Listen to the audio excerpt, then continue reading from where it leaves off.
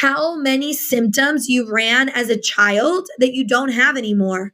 And the reason why you don't have it anymore is because you have more psyche awareness as you grow up. You have more emotional vocabulary. I can think of so many things I had that were chronic as a child. Infinite calm, crystal clear.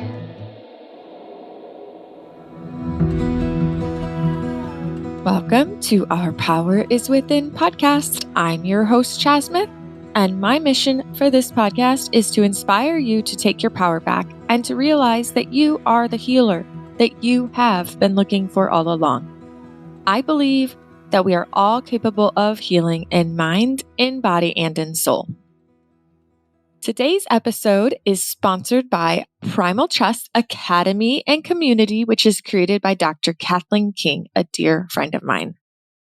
Primal Trust is a membership site that helps you to find freedom from chronic illness and trauma, and it is quickly growing as one of the largest worldwide online healing communities. How cool is that? The membership includes so many wonderful things. You have access to Regulate, which is the level 1 comprehensive program, which self-regulates the brain and nervous system, focusing on both a top-down and a bottom-up approach. There is level 2 mentorship, where we go deeper into the inner work of attachment and trauma healing.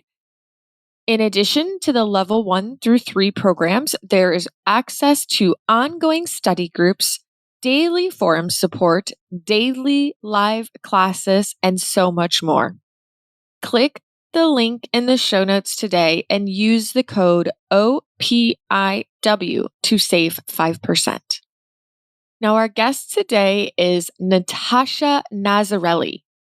Natasha was introduced to GNM, or German New Medicine, also known as GHK, from a young age of, I think, 10 or 11 years old, through her mom. And she was actually raised with this knowledge always in mind.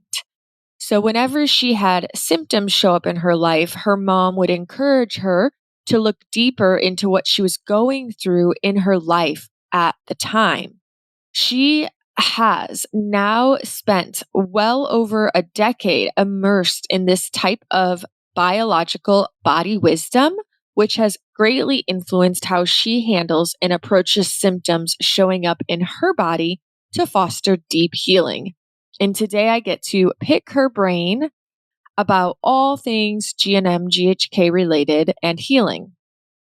If you aren't familiar with what GNM or GHK, otherwise heard as German New Medicine, is, I do have plenty of previous episodes where we dive deep into the theory of GNM and the 5 biological laws that you can refer back to, because today, while she does give us a very brief explanation, we really use our time together to go much deeper and not just focus on an explanation, if that makes sense.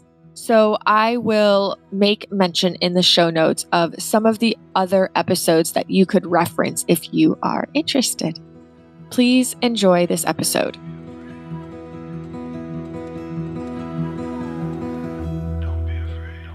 Natasha, thank you so much for being here with me today. Thank you for having me. I'm excited to have this conversation with you. For everyone who's listening, we've already been talking offline before we even hit record, and I've already been learning so much from Natasha. So I'm just really excited to get to have this conversation that I have with her and then share it with everybody who will be tuned in. I kind of like to unpack and dismantle some things. So before we started, we were going through some programs and seeing how they correlate to you and your personal emotional conflicts, because at the end of the day, it's all individual and everything is a case by case basis. So we have to dismantle and work through it with someone. And that takes time for some, right? Mm-hmm. Yeah, especially if it's been maybe something that you've been dealing with for a long time. Yeah, totally. For everybody who is listening, I was thinking what we could do. I do have quite a few episodes on GNM. And so for those of you tuned in, if you're like, what is GNM? What is German New Medicine?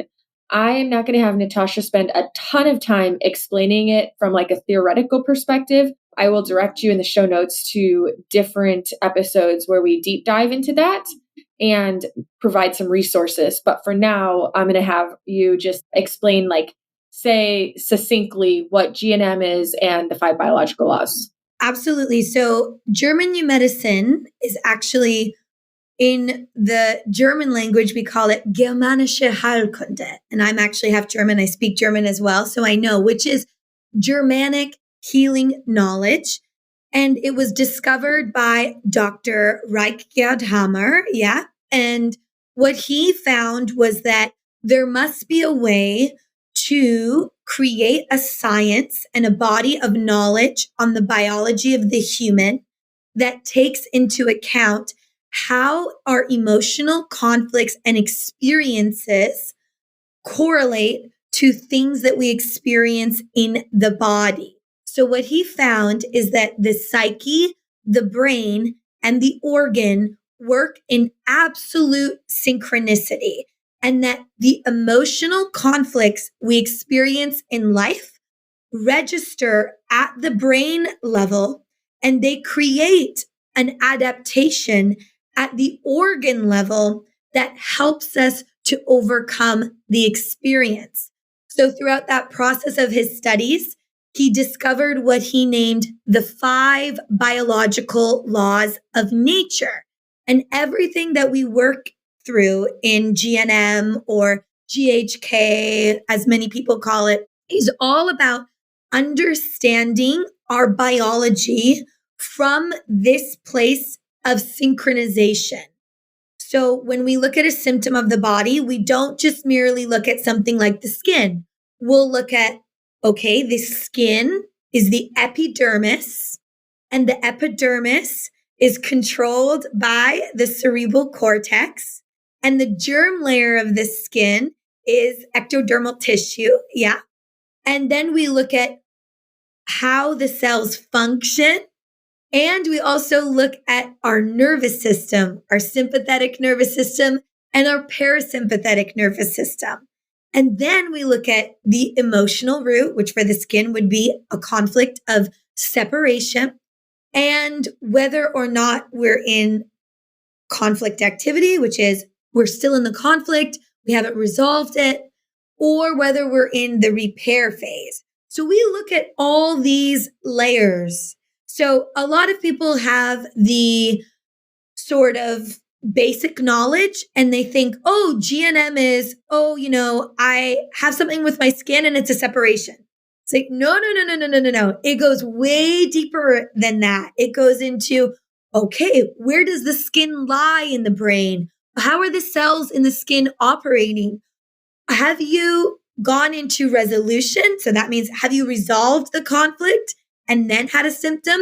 Because often the symptoms that we experience in the body are already the repair phase. So they come at the time where we've already resolved the emotional conflict. And then we have a symptom at the organ level as the final step to completely upgrade the body. So every time we go through a symptom, we should ideally and optimally go through that experience, work through the conflict at the psychological level, repair the tissues at the organ level, and then come out of it better than before. So there's a misunderstanding in the community that I've noticed where we're treating German New Medicine as a modality. German New Medicine is not a modality, okay? German New Medicine is biology, and it's very biological. So when you study this work, at first it can actually feel quite overwhelming. And maybe you were there, so maybe you know this because you're like, oh my God, I have this sympathetic nervous system, parasympathetic nervous system. I have different brain areas, different brain relays, different tissues. Okay.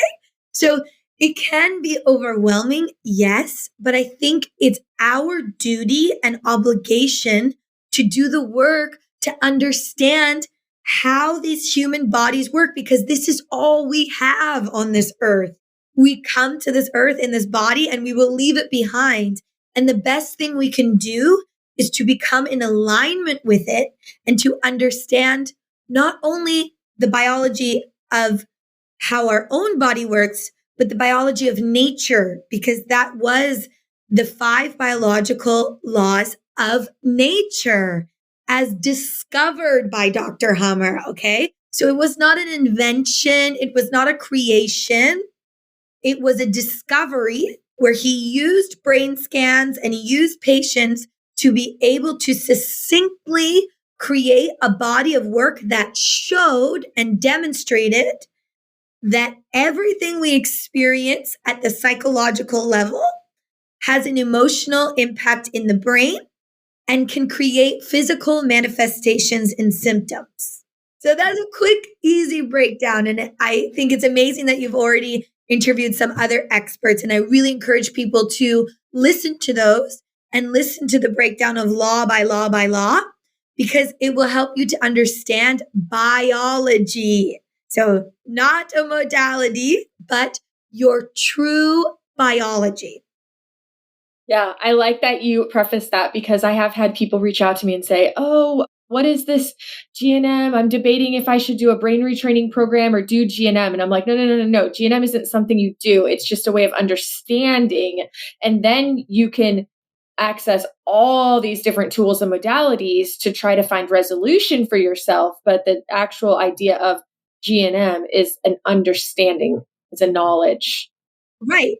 And counterintuitively, because even in the conscious community that we are sort of a part of, there's an understanding of, oh, I have a symptom.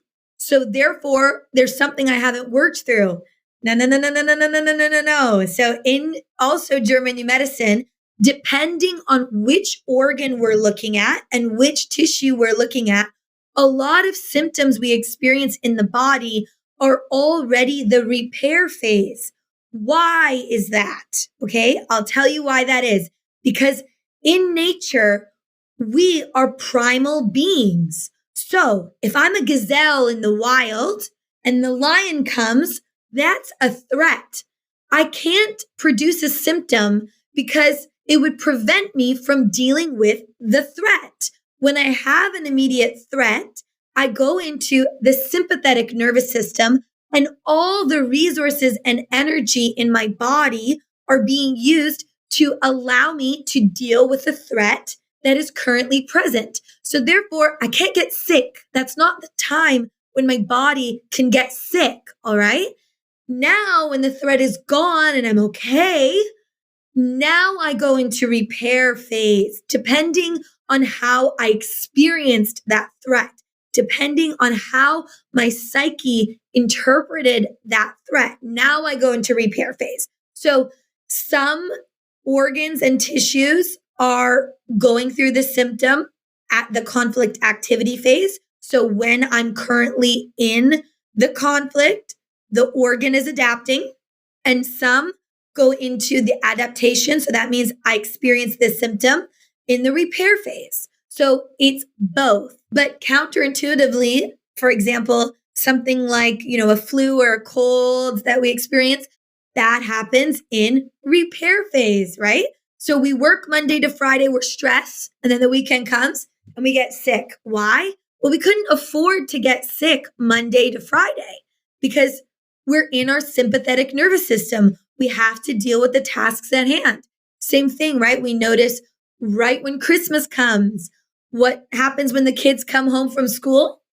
They get sick. Why? Because they go into repair phase. So it's sort of counterintuitive. Sometimes when I go into repair phase, it's just my body giving me the message, congratulations, we had a stressful event. We worked through it. We're in resolution, and our body is doing the rest of the work to help return me to my harmonious state.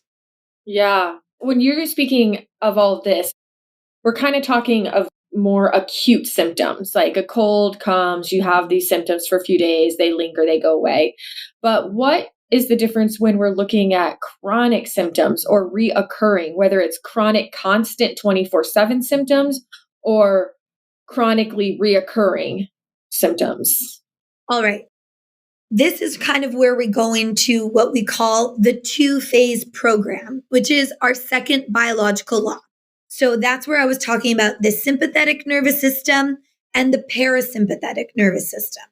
So what happens is when we're in conflict activity, we're in our sympathetic nervous system. So a conflict shock is anything highly dramatic, unexpected, totally threw us off guard, and it is acute, right? We're registering this emotional conflict that we're experiencing. And now when we resolve it, we go into repair phase. But here's the thing: as above, so below, as within, so without. What goes up must come down. So therefore, it's a state of equilibrium. The intensity of the conflict shock is in direct accordance with the intensity of the repair phase.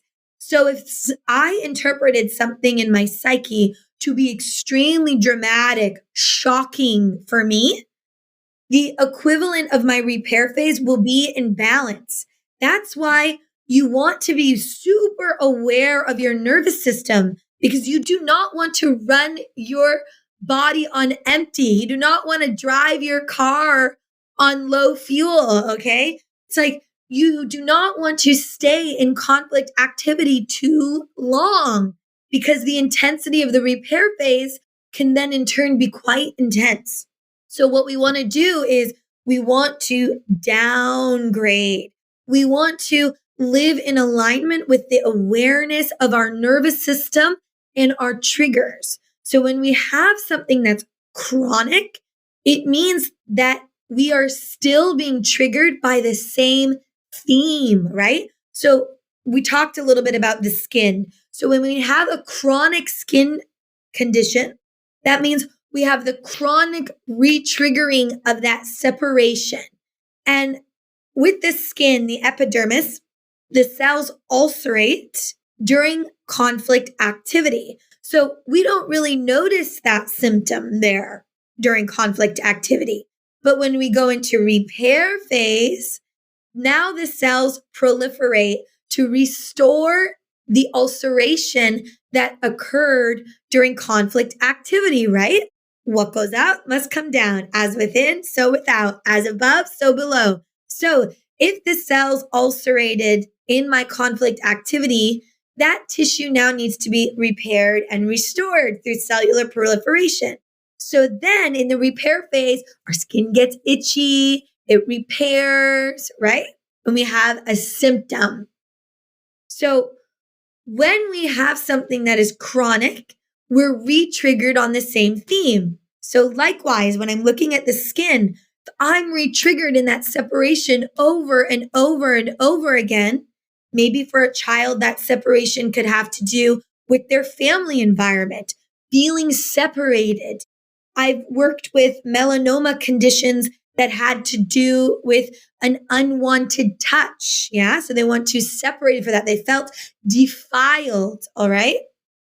They had an attack. They had something they interpreted as an attack. So they're working through the adaptation on that layer.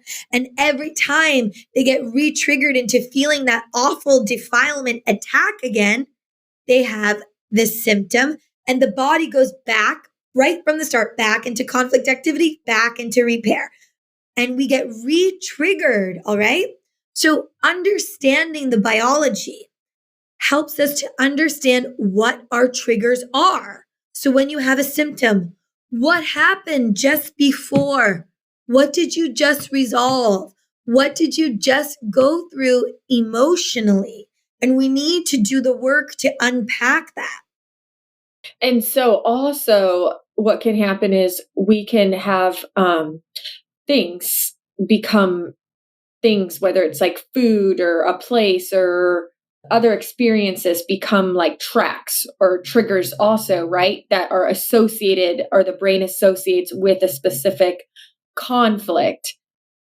Correct. So Correct. a food I eat suddenly reminds my brain or makes my brain go into this separation conflict activity. Absolutely. So for me, I'll use a personal experience in my life. I never learned German New Medicine. My mother studied it 15 years ago with many different teachers, doctors, and practitioners, and she has been continuing to study, practice, and teach for many, many, many years. So for me, my learning of German new medicine was through my experience because I was being taught this in my home. So every time I experienced a symptom, my mom would ask me, let's unpack that. What did you just go through? And of course, she knew because I'm living under her roof. So she's observing me. She's observing what's going on in my daily life. So she's very aware of what I'm experiencing at the psychological and emotional level. And then when I'm presenting a symptom, she's asking me the right questions to be able to form the connection in my own mind. So I learned that way, when I had a stomach pain, that's the indigestible morsel. That's what can I not stomach, So my mom would ask me questions like that. Natasha, what can you not stomach? What was too much for you? What could you not take in? What could you not accept? If it's very intense, who could you not forgive, right? Because I can't stomach this because I cannot forgive this person for what they did to me, right? We have to look at it that way. So in my experience, I grew up in a household where that was my understanding of health. So anytime I had a symptom, my mother would say to me, congratulations, how great, your body is giving you this message. How can we sit together now and work through this? So I never lived in fear. Interestingly enough, though, I actually grew up lactose intolerant before my mom found this wisdom. So I was going to school with rice milk, drinking soy milk and almond milk before that was a thing. Like now in today's society, we go to the cafe and the barista's like, what? You want whole milk, right? But back then, this was years and years ago when I was growing up in school, I was the weird kid that couldn't have, the cheese, or I couldn't eat the chocolate. I had rice chocolate. When my mom found this wisdom, I remember she sat me down at the table and she poured me a glass of milk and she put it down on the table and she said to me, Natasha, I want you to think back if there's anything that you could remember that happened to you with milk. And of course, my first instinct is no, nothing happened. I didn't have anything. Yeah, that's always, by the way, our subconscious's first instinct. No, I didn't have anything. So, okay, if you could remember, if you could close your eyes and you could go back to a moment, maybe a moment where we were sitting together as a family at the dinner table, was there any kind of tension you can remember?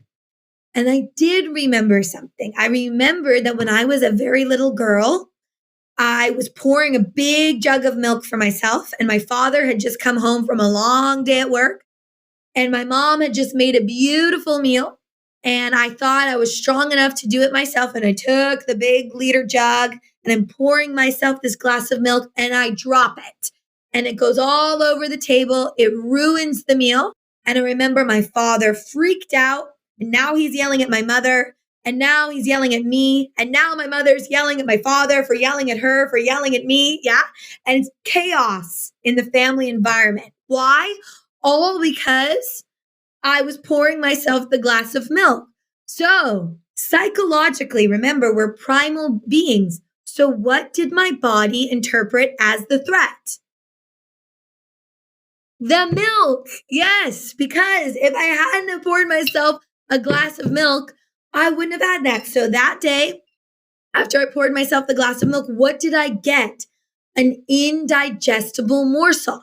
I couldn't stomach the fight between my parents.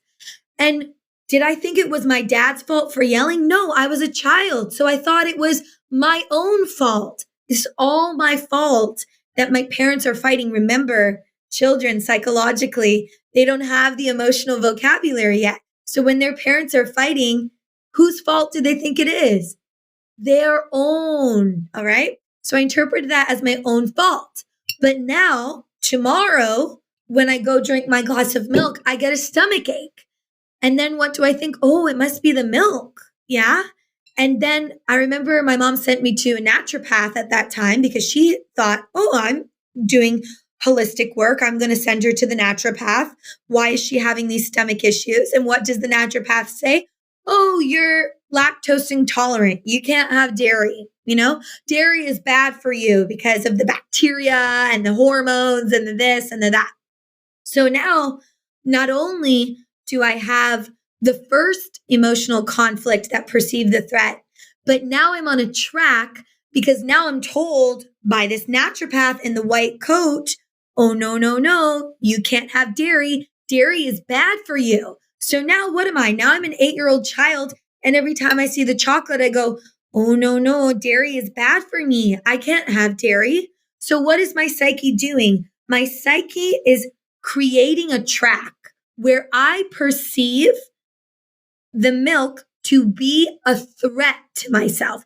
Oh no, I can't have milk because it's bad for me and I'll get a stomach ache. So what do the cells in the stomach do? They actually create an adaptation for me. They're like, oh, we can't process this.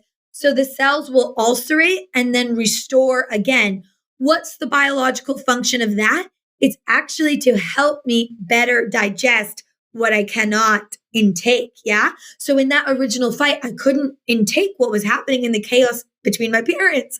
So the cells were ulcerating. I was going through cell loss, cell proliferation. Yeah. So I could better digest.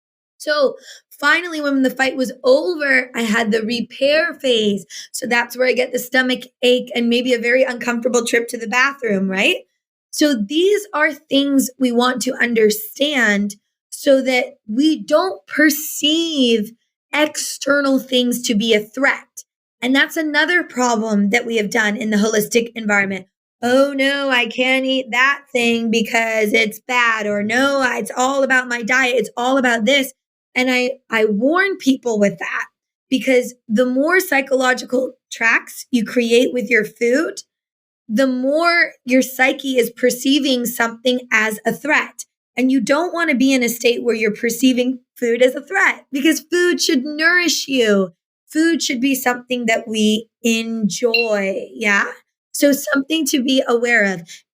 If we're all sitting at the dinner table together and we all eat the same meal and I get sick the next day, was it the meal? No, it wasn't the meal because we all ate the same thing, right? If we all ate the same thing, it's just me with the reaction. Was it the meal or was it me? So this is where we have to look at things. And if we're really in an optimal condition, mind, body, spirit, you should be able to eat whatever you want. That should be the pivotal state of health is I can eat a McDonald's burger if I want to and be okay. Of course, I choose not to for other reasons, but if I wanted to, my body should be so optimal that it could handle that. Yeah? Yeah, But right. of course, with my knowledge and wisdom, I wouldn't eat the burger. And that's a whole other thing. But if I'm looking at optimal health, and that's what I'm striving for, optimal health should not be through elimination. I have to take this out of my diet and this out of my diet and this out of my diet and this out of my diet. Optimal health should be, I understand my body through the synchronicity of the psyche, the brain, and the organ. And therefore, I am able to handle whatever comes my way in my body. And then everything else becomes the cherry on top of the cake. Yeah. So everything else, whatever you do that you love, maybe it's your meditation, maybe it is your diet, maybe it's your workout practice. Everything else is just helping you in that support system. But who runs your body? Your brain. And who runs the brain? What's the entity sending the messages to the brain? Your psyche, right? So we have the spirit, the psyche, the brain, and then the organ. And they all work together. We are a package deal, right? Yeah. Okay. So I know because I've listened to you on another podcast that you resolved this conflict, or not the conflict, the allergy to the milk. I know you resolved it.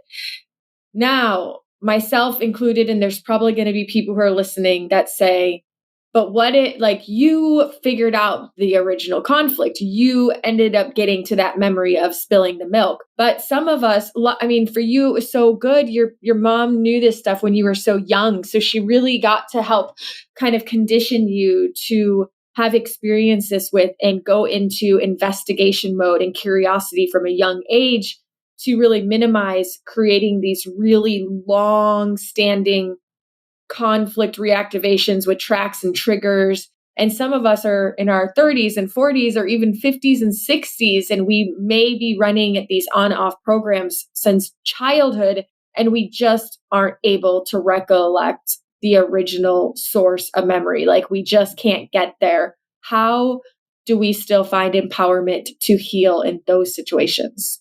Okay, great. I love that question. So, first off, we're looking at what is the symptom, right? So, let's go back to the one I was referring to. My symptom was indigestion. Yeah.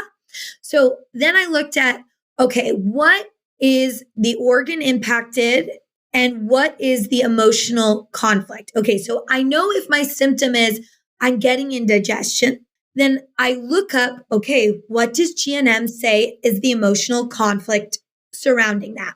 And then I see, oh, it's an indigestible morsel. So that means it's something that is hard for me to stomach, something I don't want to take in. All right. Okay. So now I know the theme of it. Yeah. So now I look at, first off, eliminating the association. So I'm like, okay, I don't need to live in fear of something external. It's not the food. I'm taking radical responsibility. I'm understanding my psyche is running the show, and I'm not going to blame anything outside of myself any longer. And you'd be surprised. That is hard for most people to get to. That in and of itself can be the first hump that you have to overcome. You're not going to point the finger anymore. Yeah. That I'm going to go internal. I'm going to go within myself and I'm going to take responsibility and I'm going to come to the alignment with the understanding that if my psyche created this adaptation, my psyche can also create my solution. So that's the first one. Yeah. So first, I take radical responsibility that I'm going to do the work here. Yeah. Now I look at the symptom. All right. What is it that I cannot stomach and accept? So the symptom theme will help point you in the direction of what it is you're working with. All right. So it's okay if you can't remember what happened to you as a child. All right. Because when we have something chronic, it means the theme is still present with us today. So you can start to unpack what currently today is something that you cannot stomach. And when do you get triggered on that theme, right? So maybe it's, oh, I can remember when I was around my family dinner table and I didn't want to be there and I couldn't stomach the dysfunction that was in my family environment. Okay, that's a good start. All right. Now, what else can't you stomach today? Oh, I can't stomach the environment in my workplace. Okay. Oh, I can't stomach the dynamic in my relationship. All right. So we're unpacking all of that. And it's like peeling off the layers of the onion. When you start to unravel that, you'd be surprised what the subconscious starts to unveil to you. Because a lot of the times these themes stem from conflicts, belief systems, traumas that we went through in our childhood. So it's all right if we can't remember because the organ is still adapting today. So that means that the adaptation is still serving a function today. So we need to do the work to tell our psyche, I'm not that child anymore. I don't need this adaptation anymore because I'm going to face it. All right. I always say, don't fake it till you make it. Face it until you make it. Face the triggers that are coming up for you. Right. So if we were looking at the skin, I'd be facing my separation. What is the first point of contact I have with my skin? It's always my mother. I could look at, did I experience the embrace, the touch, the physical contact that I needed in my family environment? These are all things that we can use to unpack. So we always look at what's the organ being impacted first? What is the emotional conflict behind that organ? What are the themes in that emotional conflict that I'm currently experiencing in my life? And what can I do to deal with and minimize those conflict themes in my life right now? Okay. I have 2 questions follow up. Yeah. So you're saying, and we know that like it's not the food, no matter what, even if it is the food, it's not the food. However, if it's not the food, but it is the food, like in this instance, like let's just say your milk instance, you were very really having an experience of upset stomach every time you drank milk. So if you were to continue to drink milk, but you weren't feeling in like anything in your life was indigestible, would the milk automatically just have to stop bothering you? Or No, could the milk still bother you because it's already become a track?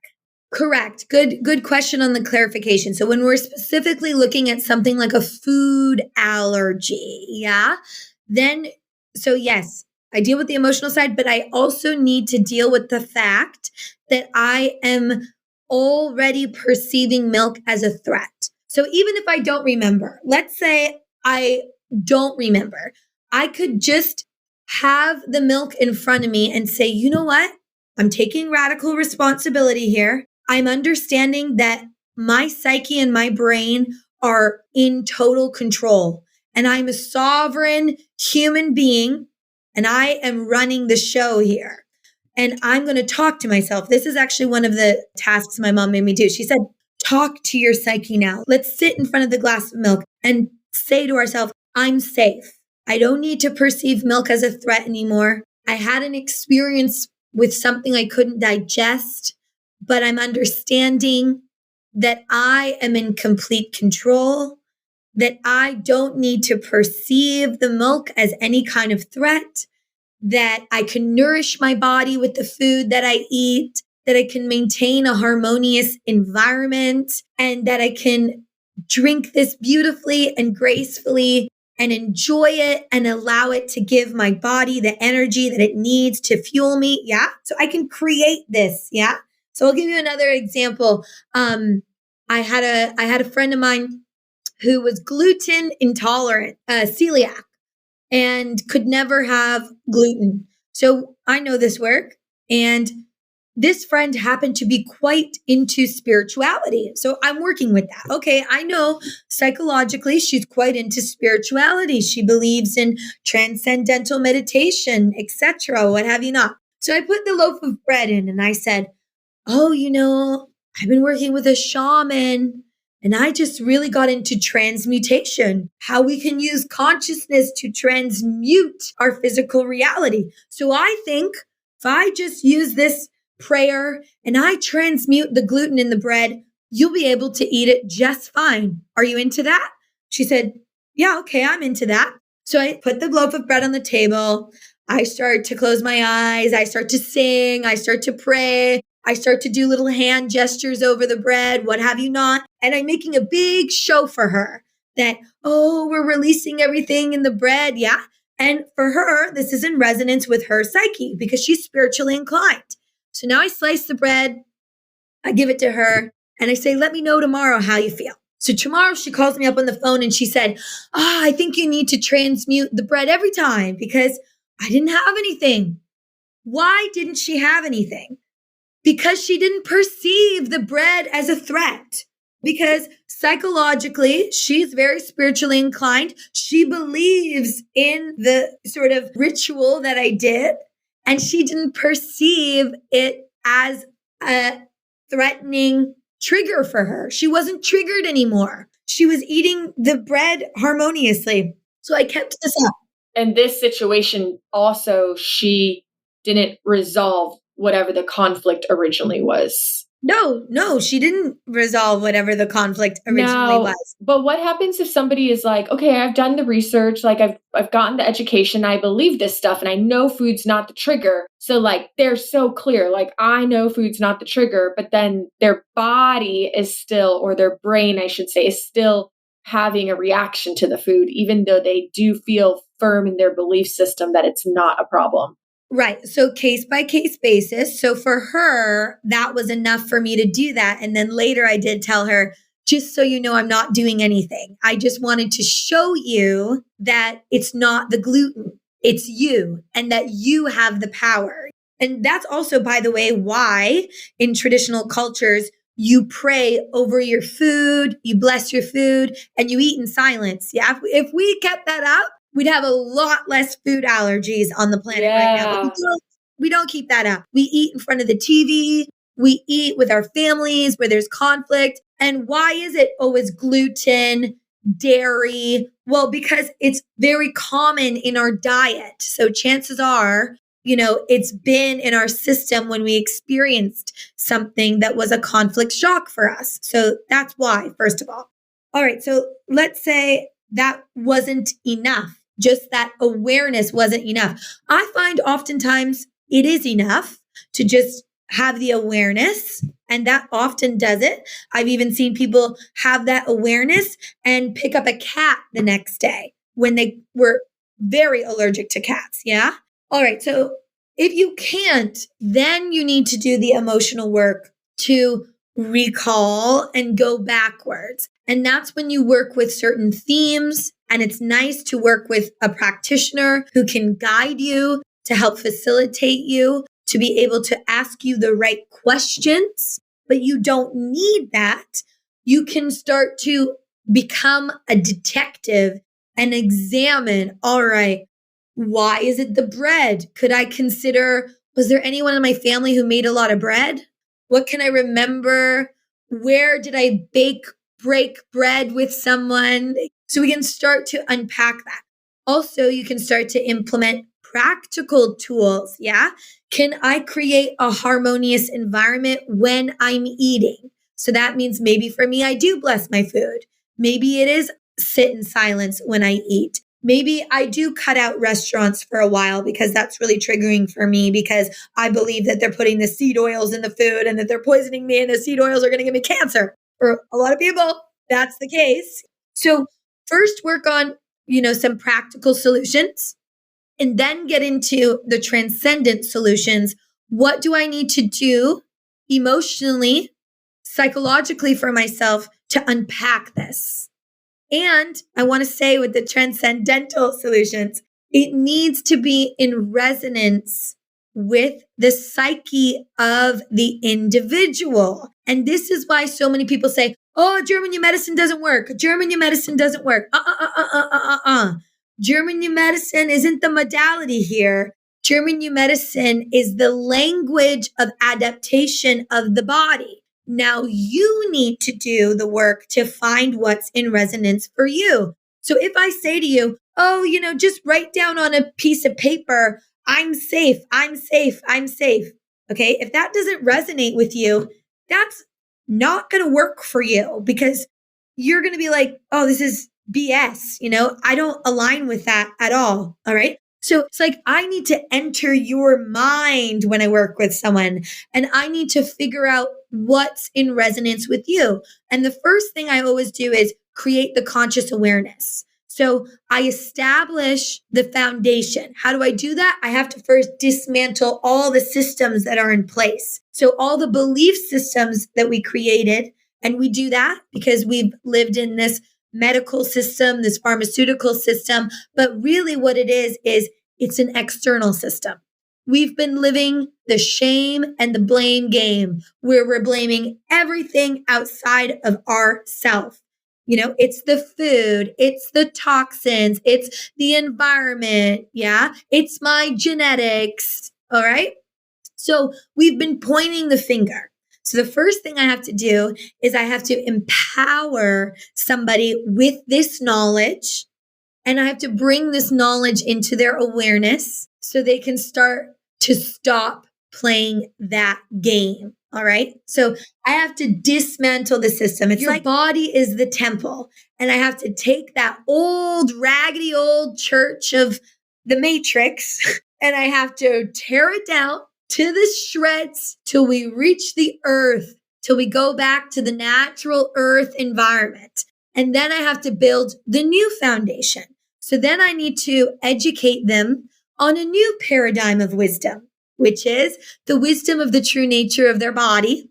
And then from there, oftentimes what I find, that's enough sometimes. That's enough for someone to just go, oh, whoa, I see it now. I'm totally aware. And I'm re-changing my lifestyle to now live in harmony with nature and in harmony with my body. And when I have a symptom, I'm not afraid. I'm understanding the message that the symptom is sending me and the gift of the symptom. And for a lot of people, that's enough. Now, for some, they're dealing with something quite intense with them, and that there's a lot of subconscious belief systems within that still needs some unpacking. Yeah, still needs the inner work to dismantle. So now what I do is first I rip that old house to shreds.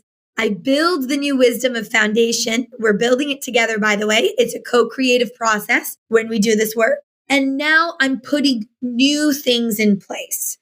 But those things have to be in resonance with where you're at. All right. So this co-creative process, I need to see where you're at. So what are the things that you have currently in your life? What are the tools in your toolbox that are working with you?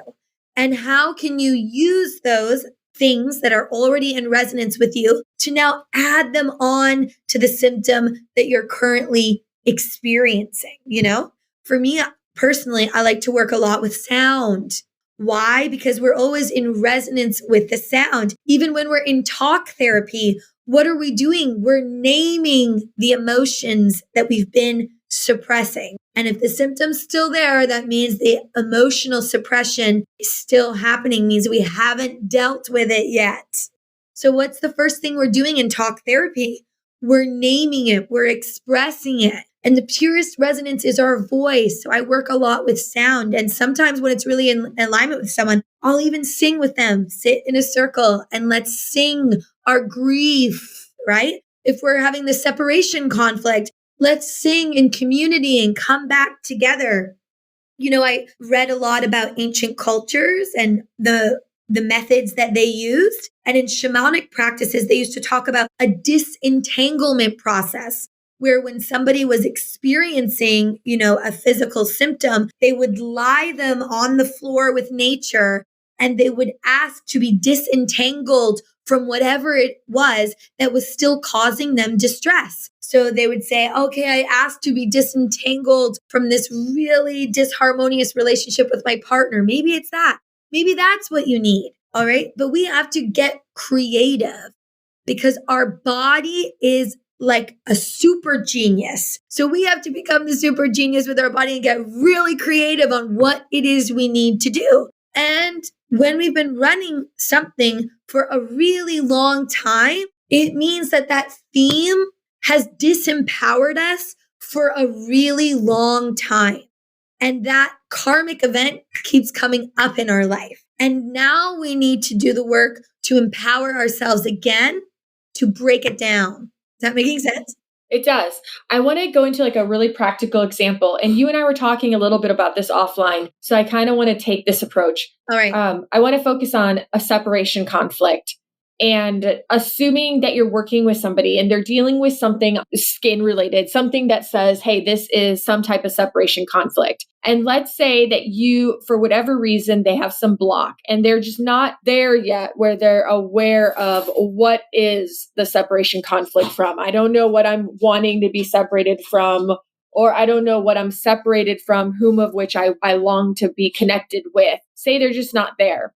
Are there still practical solutions or ways that we can begin to downgrade this separation conflict without knowing the actual root through like any way of just like downgrading at a deeper psyche level, the feeling of being separated from or wanting to be separated from? Okay, well, first of all, let's go there because I heard you say many times, I don't know, I don't know.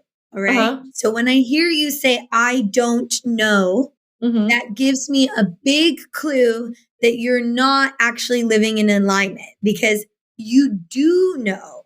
Do you see how that statement already first, you just took the power away from yourself by saying, I don't know. Right. Because is that biologically true that you don't know? Well, no, it's not. true. At some conscious level, we might not know, but biologically, we obviously do know. Right. But do you see you make the mistake there first? Okay. So if I know this work, I have to do the work. So as soon as somebody tells me I don't know, I correct them right there. Hold up. In your body, you carry the information and the wisdom, and this isn't woo-woo stuff. This is biological genetic science of your ancestors that go back millions and millions of years. And your ancestors survived and thrived on this planet. And they had all kinds of programs and adaptations. And all of that information is within you. All the information of everything you have ever experienced in your life is within you. Could you agree with that? I think so, based on the research and understanding I've done. Yeah.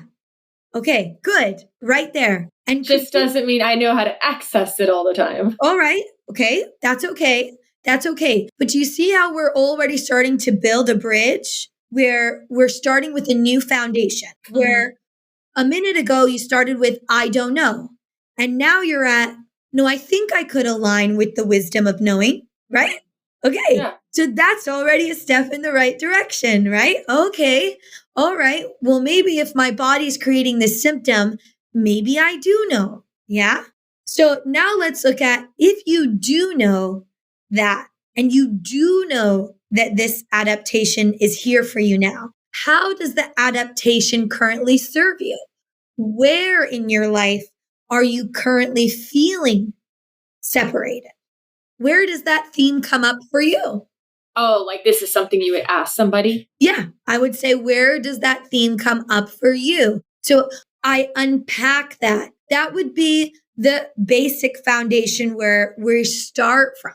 And now we can put the practical solutions in place. Okay, where do I feel unified? Oh, I really like being in community with people. I don't feel separated when I'm in community with someone. Yeah. But we start with, where did we already experience the physical separation? Oftentimes someone might say, oh, I just went through a really bad breakup with a partner and I think I'm not over it yet. And oftentimes I'll notice, where is the symptom presenting itself? You know, sometimes in that breakup, it's like, I start to get maybe like an eczema or maybe like a rash on my arms where I used to be held and embraced. Maybe it's on the back of my thighs where my partner used to sleep in my bed with me, right? So it's like you have to deal with the case by case basis. What is the symptom? Where is it? If I'm looking at the skin, it's almost always a localized program. What was the contact that was there that I felt separated from or that I wanted to separate from, you know? And then you also have to know we're looking at the different layers of the skin. So it's not only the epidermis layer, but then we have the subaqueous layer. So for example, like a rash would be different than like acne, so to say. So a rash would be on the epidermis of my skin. So it would be the separation conflict. But now when I'm looking at something like acne, it's that attack defilement program because it's that layer of pus that's rising to the surface. So it's not the epidermis anymore. So that's a different tissue adaptation. So now I look at, what is the adaptation there? So, for example, the epidermis presents the symptom at the repair phase. I resolved it and then I'm re-triggered again sometimes. Maybe that's why it's chronic. The acne is presenting in conflict activity. Yeah, the cells proliferate when I'm still in the program. And what is the problem with acne? What do we do when we have the acne? We attack it even more. We're like, oh. But what if you think that's fun? Yeah. Does it still have the same impact? If you think it's fun to... Yeah, like, you know, let's be honest, ladies. Yeah. Like, I've never met a girl or a friend of mine that doesn't, like, see a pimple on their boyfriend and go, oh, let me get it. Like, well, that's okay. That's okay. yeah. But you might still, it's also attack, defilement, disfigurement. So you might run that. You might get the pimple and go, oh my God, I hate this. And you start to attack yourself. I hate this pimple. I feel so ugly. I feel so defiled.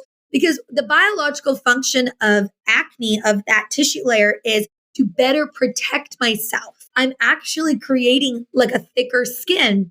And also, when we go through puberty, it's very common. Sometimes we're attacked by our teachers, by our coaches, by our peers, and we're constantly feeling disfigured. Oh, I'm not pretty enough. I'm not good looking enough. I don't look like the other girls on Instagram. Yeah. So we run this. Like, think of how many symptoms you ran as a child that you don't have anymore. And the reason why you don't have it anymore is because you have more psyche awareness as you grow up. You have more emotional vocabulary. I can think of so many things I had that were chronic as a child. I ran a lot of chronic eye programs. I started as a teen and then it went into my early 20s. And it was quite an intense program, so much so that many doctors told me, you will never be able to cure this without allopathic medicine. And if you try, you will go blind. Even with the upbringing I had, that was very scary for me because biologically it was true. I had a corneal ulcer. It was the outside of my cornea. It was ripping open. It was a visual separation conflict. So again, like we were talking about a separation conflict. And it was extremely painful because your cornea is the first area of protection and the eye is a very complicated organ. All right. So that was a very scary program. And even me, who's very holistic, I was in university at the time. So I had to have a doctor's note in order to be able to be exempt from class. So all of a sudden, me and my holistic upbringing, I had to go to the doctor. And you can think I'm already very triggering at the doctor. That's a very stressful environment for me because I didn't grow up that way.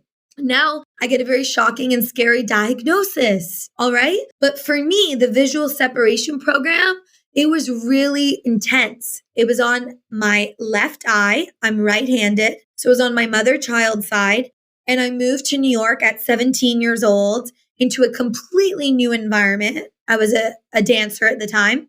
And I felt really separated from my mom. And we were always really close. We still are. So that was a really big, intense program. So what's the function? It's like my eye almost creates this ditch for me of this separation that I can't see her. And it's actually helping me, but that's a major program. It's quite intense. I need to do the work. Okay. So that took a long time of me doing the work.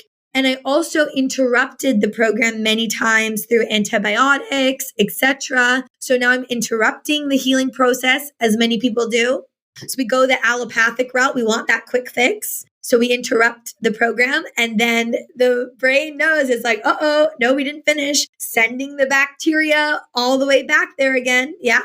So that took me about a year of real work to do.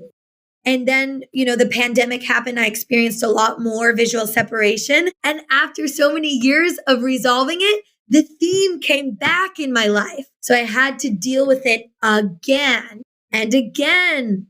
I got that diagnosis. You'll go blind.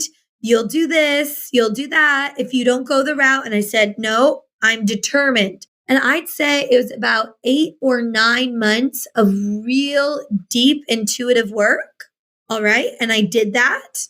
And it was a really intense emotional conflict for me that I was experiencing. And I did everything in my power to take my power back. I understood, okay, I'm visually separated from a lot of my loved ones right now. And I can't control that. All right. That's their choices. And I have to accept it. And I have to do everything in my power to resolve this for myself emotionally. And I worked on it every day with things that were in resonance for me. So I used mindfulness practices. I sang about it. I chanted about it, but I trusted my body. And I said, I know this is intense for me and I know it's going to take the work, but I'm going to keep unpacking it every day. And the eye is a really intense, complex organ. All right. And it has very complex tissue.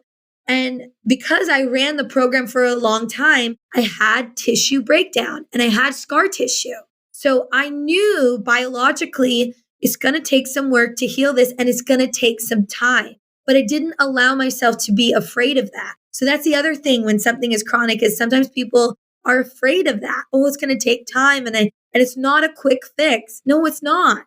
Because you were super intensely enmeshed in this conflict for a really long time. So now you need to do the reverse work and you need to enmesh and throw yourself into your own healing. And you'd be surprised, but even in the conscious community, a lot of people are not willing to do that. But I was willing to do that and I completely resolved and healed it and moved through it. I remember I just looked at my eye this morning and I don't have any scar tissue there. I had a scar there for many months and I don't have it anymore. And I had multiple doctors tell me, you will never be able to cure it without us. And I'm fine. And I never went blind. And they told me, you will go blind. You will go blind. And I didn't allow that to cause me any fear. I worked through it and it didn't happen. So the proof is in the pudding. I also feel like you might say, well, you knew German New Medicine. So how did you have that? How did you run that?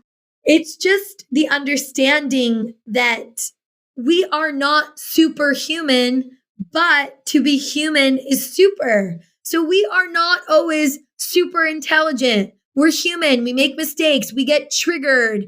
SHIT happens to us in our life and we go through trauma. We're not immune from that. All right. We're not always super intelligent, but your body is super intelligent. So your body creates this super intelligent program for you. And now you need to do the work to overcome it.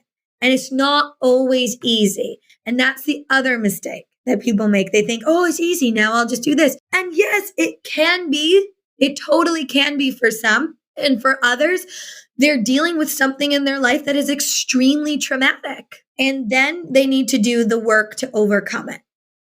How do you think, okay, like for example, your eye. Mm-hmm. Well, two-part question really quick, because I don't know all the parts of the body and where the symptoms are in conflict versus healing. Were your eye symptoms in conflict or healing? They were on a track. So they were Gotcha. both. So I was going in and out. So in this situation, it's simply maybe you were having some emotions around the separation without maybe at first being aware of it consciously. And then the eye symptoms is what was the wisdom to say, hey, there's something internally that's actually impacting us and we need to address this right now. Absolutely. So that's very true. So yes. So when the first symptom appeared, that's when I knew, oh, what's the message here, right? Oh, I know that the cornea is a visual separation. So what am I feeling visually separated from? Oh, I know that it's in my left eye and I'm right-handed. So I know that it's my mother-child side. So now I start to look at where am I feeling visually separated from my mom? Oh, yeah. Well, I've lived with her my whole entire life. And now I've just moved to a new country where I know nobody in a highly stressful environment like the entertainment industry. And I'm having to make it in New York City on my own. Yeah, okay, that's quite intense. Yeah. So now what can I do? I remember my mom, she knew the work. So she flew to New York, right? So she came to me so that visual separation, we could have a practical solution there. Yeah.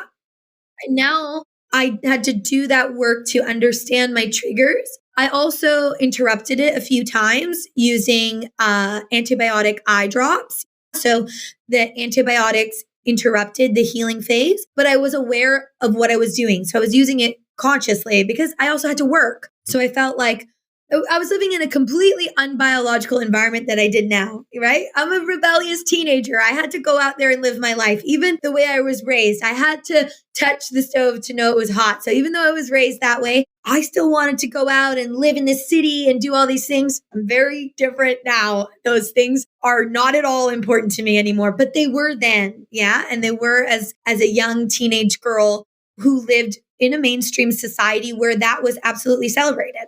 So I went the allopathic route, and that also interrupted the process. So it elongated the healing phase. Yeah. But that doesn't mean you can't work with somebody who is doing the allopathic route. And that doesn't mean that if you know this work, you don't do other things to support your healing. You do. There, of course, are supplements that can help facilitate. For example, like even I was taking fish oil at the time. Even allopathic doctors recommended fish oil. That is helpful. It does help to restore the tissue and the oil in our eye glands. So, of course, things are helpful. I am not giving medical advice. We don't give medical advice. We just educate on this paradigm of knowledge, and you do with that information what works for you. Yeah. Well, I mean, it's interesting too, because I was going to say when I first learned about GNM, I think there can be a lot of things that can be traumatizing, right? Depending on how it's perceived. But I was kind of taught all medicine will interrupt the healing phase and you don't want to take it. So then I started developing this belief system that like all medicine is bad and I can't take anything. And I would put that pressure on myself, which essentially could create other conflicts. And so I sometimes get migraines. And there was a while where I was trying to like never, ever, ever take a migraine medicine. But then I had to do the work to get really clear that I was going to make conscious choices sometimes to take the migraine medicine. And I understood I was doing a quick fix. I understood that I could be blocking a healing phase. But like you said, you had to work. And so do I sometimes. So if I have a migraine and I'm going to need to go to my job today, which keeps a roof over my head, then I might make a decision to take that pill and feel better for the time being while still addressing everything else, still being curious about what might have triggered it today. And that was a process because there was a period of time where I harbored so much guilt and shame and fear and worry around taking the medicine to my detriment. And I've finally gotten to a place where I've accepted like, hey, listen, this is the choice I'm going to make most of my time. And I have to be very realistic. And if I need to go to work today, I'm not going to suffer all day long if I have something at my disposal that will help me. Mm-hmm. Very true. And I will say knowledge is power. And I was very young at the time. And those were the things that were important to me based off where I was at. I was living very much in the mainstream system. So I was living very anti-biologically.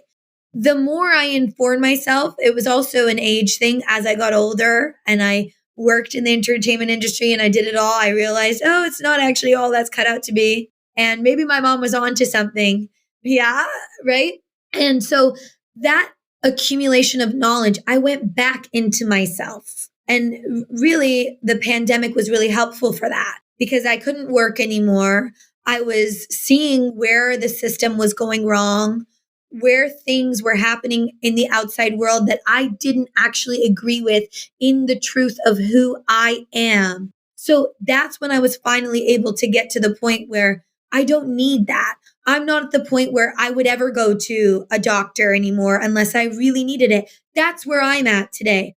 I don't take pharmaceuticals. And if I knew what I knew now, I wouldn't have taken it then. But you work with someone where they're at. And you offer knowledge and a new paradigm and a new way of looking at things that could empower them if they're in alignment with that.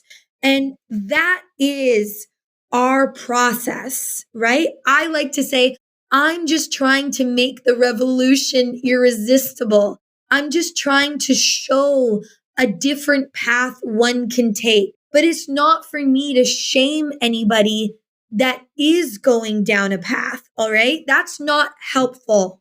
And I think sometimes in our conscious community, yes, it's important for us to radically live our lives and our truth. But it's not for me to judge others in the way that they live their life. And everybody has an opportunity to heal with wherever they're at. I'm not in your psyche. I'm not in your body. I'm not pretending to know what it is you're going through. You are the only healer. If I'm working with someone or I'm teaching someone or we're in our study group together, we're trying to figure out what is best for you in your psyche, how we can unravel and dismantle that for you. So that's an individual process, you know? This is just a body of knowledge that has empowered many people. And it was a doctor who had the inspiration that said, I don't think this is coincidence anymore. And many psychologists, I mean, we see it all over. There's The Body Keeps the Score, Louise Hay, You Can Heal Your Life. I mean, there's so much work out there that supports this. And I think this wisdom is so cool because it's somebody who did thousands of brain scans to understand this relay and that conflict and this nuance and that germ layer. And that information is available for you. And you do with that information what you will. That's not my job, you know? Yeah, that's good.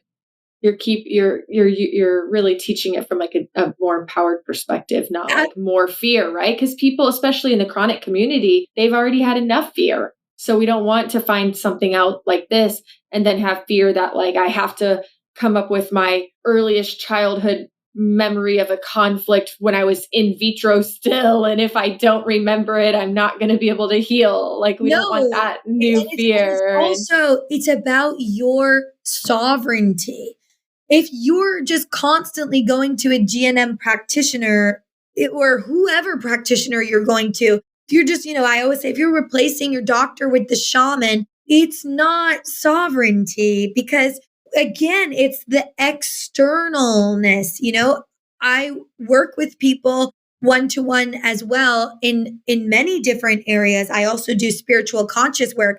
I actually didn't think I would ever get into the GNM arena. That was sort of my mom's department. I just always liked to support her in the work that she was doing. So I didn't think I would be in the arena at all. I was working more spiritually, consciously. I have a conscious jewelry brand and a intuitive practice in Vancouver. And so that was the realm I was focusing on. And I didn't think it was important to get into the GNM arena until I just started to share my story. And sharing my story resonated with others. And I thought, no, I think this is really a time where it's all in alignment, where even with my conscious work, this is absolutely conscious. This is absolutely spiritual. The body is so spiritual. And if I can help somebody and that's the guidance that they're looking for, why wouldn't we unpack that emotional work? And I'm not a medical practitioner. So people still work with medical practitioners. That's great for them. I'm not judging that. I think we can all aspire one day to not need that and to live in a more harmonious and natural society and to dismantle that. And I would challenge many systems that are currently in place. And I would also vocally challenge them. And I do, because that's my right as a citizen of this earth to challenge systems that are unjust and unfair and not working in alignment with our full health. But ultimately, it's about achieving sovereignty. So most people just really benefit from learning this work. And that's where my mom and I sought out to create communities that teach various different study programs. And we have practitioners and mothers and healthcare workers that study this work to add this foundation into whatever it is that they are currently offering in their practice. And they're very successful in doing so. But what we've noticed the most, which is the most profound shift, is that people are empowered to change their lifestyle and live in alignment with who they truly are. And that's the most important thing that we can do, because there's a point, and maybe you've crossed this threshold, where you just know what you know and there's no going back anymore. And I know that point happened for me. And it just said, nope, I've had enough of living this way, because living that way was living in a persona and a mask that wasn't the truth of who I am. And I'm courageous enough to live in alignment with what my soul and what my truth is calling me forth to do. I love that so much. I could talk to you for hours, but I do have to be mindful of the time for both you and everyone listening. So I think that's like a really great place to kind of transition really quick. You've talked about like study groups and different offerings. So where can people connect with other people to learn more about this and their biology in community, which can often be easier, right, than on your own? And this information can be really complex and heavy. It's a lot. So having support is often very helpful. Absolutely. All my offerings are on my website, wonderland.com, but that's Wondheirland, H-E-I-R. I'm sure you can put it in the show notes if you like, because I just truly thought, okay, I was doing this conscious work and I was helping my mom and our study groups in offering just this education, and people do with that knowledge whatever they choose to. And I created this sort of community, Wonderland, because I always thought, what's the first thing that happens? We start to wonder. And when we wonder about something, it leads us to the avenues where the answers start to come. But it begins with that first thought of wonder. And then I love the word heir, because we are the heirs to this planet. We are the heirs of this ancestors, right? Like I said to you, your body holds the key to the wisdom of our ancestors and the guidance and the knowledge that we need now. So I named a sort of umbrella company, Wonderland. We also host live in-person events. So we've had different speakers come, different practitioners come. I've worked with Dr. Melissa Sell. I've worked with Gilbert Renault in recall healing. I've worked with holographic sound, just everything that resonated with me that felt it was empowering to be able to offer avenues and tools. But it starts with learning this body of work. And if this body of work resonates with you and you've listened to this and you're thinking, I want to take it a little bit deeper, we have study group programs that we offer that are online and in person in Vancouver, Canada. So if you happen to be local, you can attend in person. If you're non-local, you can attend online. And I believe we do so many things, from women's health, from dismantling the entire female organ anatomy. If you are wanting to work through something that you're not quite understanding, you can do that as well. And we're just passionate about creating a community where this knowledge can come forth and where you can use the knowledge however it works for you. So it is a judgment-free zone. Everyone is welcome, and you can empower yourself to learn and study it and use it in your daily life or maybe in your practice. Yeah. I love it. And I'm always full of resources. So you can always reach out and say, oh, who's doing this there? And we stay really connected in this community. So I know various practitioners. I work with various practitioners. And it's all just about offering a new paradigm. And if that new paradigm resonates with you, amazing, And if it doesn't, I don't bother convincing anyone. Yeah. That's good. That's my job. Yeah. I love it so much. I'm going to ask you one final question because I ask everybody, okay? Okay. If you spent the rest of your life and you could only share one message, what message would you spend your life sharing? Very good question. I think I would just really get back to sharing that everything starts from within. This is our sacred temple, and we follow the laws of the universe. We are just the universe experiencing itself in human form, and it all lies within this temple. We're creating our own realities, and the messages and the knowledge that we search for is always within us. So like your podcast said, our power is within. I totally could not agree more. And I think we need to get to the point right now in society today where we start to make the revolution irresistible. So what does that mean? We need to start absolutely living our truth unapologetically so that we can start to show and demonstrate that when we live in alignment with what our souls are calling us forth here to do, it creates the ripple effect. And like I said, we don't need to change anyone's mind. We don't need to, hammer it in or point the fingers. We just need to create the resonance of our own true voice and our own true sound. And that will create the impact that it needs already. Thank you so much. Thanks for being here with me today and sharing all your wisdom. And oh my gosh, this was so much fun. So I really appreciate you. Thank you for having me. And I'm so excited for everyone that chooses to learn this work. Yes, me too.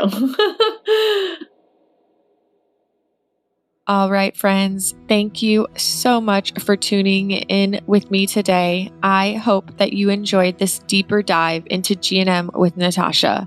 She is such a valuable source of insights when it comes to understanding our biology from a biological perspective. If you continue to find value in the content in this podcast, please consider supporting future episodes with a donation today.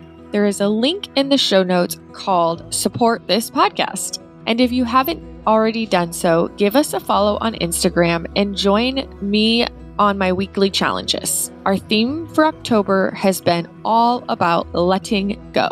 So until next time, make this week so great.